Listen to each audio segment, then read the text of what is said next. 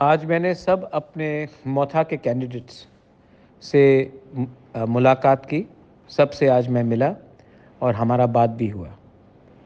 और मैं आपको एक बात क्लियरली बोल सकता हूँ कि 2 तारीख को दिल्ली का एग्ज़िट पोल को एग्ज़िट कराना है त्रिपुरा से।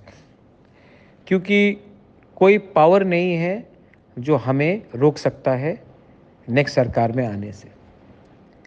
हमारे त्रिपुरा वॉरियर्स, हमारे बुरुई बदौल, मैंने उनका दिल्ली का एग्ज़िट पोल देखा। इन्होंने 14 लाख तिपरासा जो है त्रिपुरा में, उसमें से सिर्फ 500 तिपरासा से बात किया। सिर्फ 500 लोग से बात करके उन्होंने हमारा 14 लाख तिपरासा को एक मतलब कि उसका ओपिनियन लिया।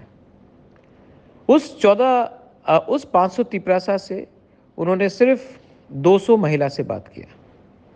200 औरत और 300 पुरुष जो हमारे तिपरासा कम्युनिटी से है, उससे अगरतला में बैठकर आपने पूरा ओपिनियन पोल बनाया कि हम लोगों को इतना कम सीट मिलेगा। 2 तारीख को हम सब जानते हैं किसने किसको वोट किया, ये वन लास्ट फाइट किसका है। और 2 तारीख को पूरा दिल्ली को, मैं हमेशा बोलता हूँ ना कि दिल्ली का नेता आकर त्रिपुरा को चलाता है। आज फिर से हमने देखा कि दिल्ली का 2-3 लोग आकर त्रिपुरा का मूड बना रहा है। हम लोग 2 तारीख को इस बार दिल्ली को सबक सिखाएंगे कि अब से त्रिपुरा का आवाज़ दिल्ली पहुंचेगा। दिल्ली से कोई लोग आकर त्रिपुरा का मूड सुनकर ये टीवी में एग्जिट ओपिनियन पोल ना छापे। ये सब लोग हमको मेंटली, हमें दिल से, मन से, सोच से कमज़ोर करने की कोशिश कर रहे हैं।